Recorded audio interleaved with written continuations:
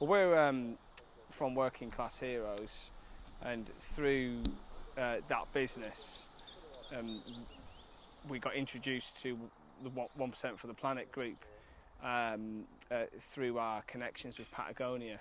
And the idea behind that is 1% of your revenue, 1% of Patagonia revenue is then used for environmental causes, campaigns, awareness, etc. Our relationship with Cumbria Woodlands came about.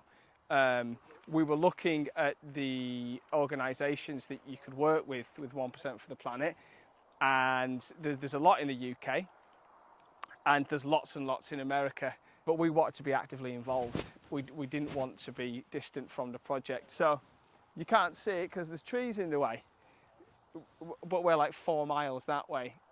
It's where we work, it's where we live.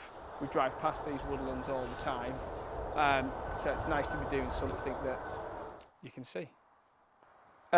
We've been working with Cumbria Woodlands on and off, cheers COVID, for about 3, maybe 4 years. We started in this area, and the area just down there, which is currently the area that's set to be felled because it's got larch disease in. But we set off in this area, putting a fencing up and beating the bracken down, and we've done that in both areas. It's a snowball effect. It's got many, many advantages from a business perspective. It's got an advantage from the environmental advantage. It's great, and maybe other businesses will see the advantages of this, not only to the environment, but for the business itself. Because if you can make positive environmental changes and it's beneficial to your business, they are sustainable. And I think that's the key. So we're going to plant the trees here, fencing's going up. We've then got that area to do down there. The fence has been taken down, but the posts are in. We need to bracken bash. Those trees need to come out, which will be not us. Then we'll plant there.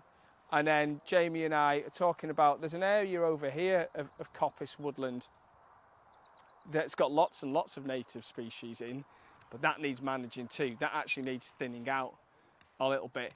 But there's lots and lots of work to be done here. There's lots of larch disease.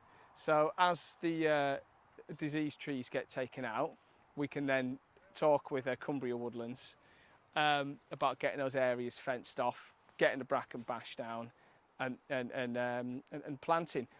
If we focus our efforts in one place, with one company, in one area doing one thing, we can have a significant impact on a small space, rather than try and spread ourselves out too thin.